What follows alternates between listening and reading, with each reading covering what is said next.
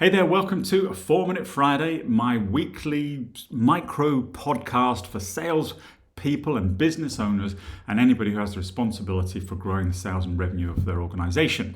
This week I actually have something for sales leadership. So whether you're a chief revenue officer, a director of sales, sales manager, whatever title you may hold, or even business owner, and you have the ultimate responsibility of growing the top line, this week's 4-Minute Friday is for you. My name is Brian Conway from 𝗧𝗰𝗍𝗀𝗍.co.uk. Last 25 years I've been working all over the world with companies, helping them grow their top line. And that's what these 4-Minute Fridays are all about, giving you a tactic or a strategy that will help you do just that. So sales management. So I learned this particular tactic probably 30 years ago, maybe, when I was in a sales management role myself as a systems engineering manager. And people will respect what you inspect.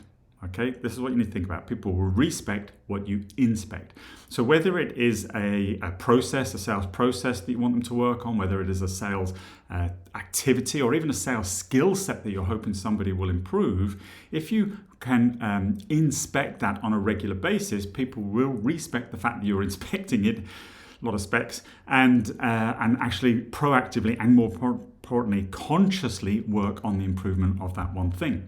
And that is how you get incremental gains out of your salespeople. You find a particular number of, or usually one thing perhaps, that you get them to focus on in any month or quarter, and have that inspection of their application of that skill set or task or tactic, I said, or procedure or whatever, or policy or whatever it might be as part of your business.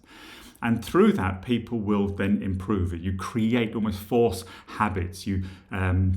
By holding people's feet to the fire, as they say, they have to consciously, and that's what it's about, conscious competence, they have to consciously apply that technique until it becomes a habit, or what we call non-conscious competence, where they're doing it without thinking. And then you can move on to the next activity or task, strategy or skill that you want to inspect. And then people, again, will respect that and be consciously aware that you're going to talk to them about it and therefore have to implement it and work it into their daily activities. Now, I was talking to a friend of mine, Chris Daly, this week, because we're preparing to do some work in Vegas in a few weeks' time for the pre-sales leadership of a big global tech company. And we were talking about this whole principle of people will respect what you inspect. But he did add one extra element, which I think is certainly worth thinking about. And that is, but you also need to know what to expect. So you've got to have some very clear expectations. And that's something that's often missing from a lot of sales leadership as well, that there's no defined expectation for what you're looking for, that your salesperson understands that is what is expected of them, and that you are then going to be inspecting that. So clarification, I always talk about specificity. I'm always about the fundamentals, and this is really what we're talking about here. Being very specific about a particular expectation you have of somebody, and then consistently inspecting it, and people will respect that. There you go. That's it. I trust you get the idea, but make sure you're clear on what you want people to do, and then just inspect it on a regular, police it, whatever phrase you want to use, but just make sure that it's happening, and people will consciously start to do it. And then that's when you start seeing incremental gains in their sales performance, and then ultimately that's what will then drive sales and top line revenue, as it works its way through the process.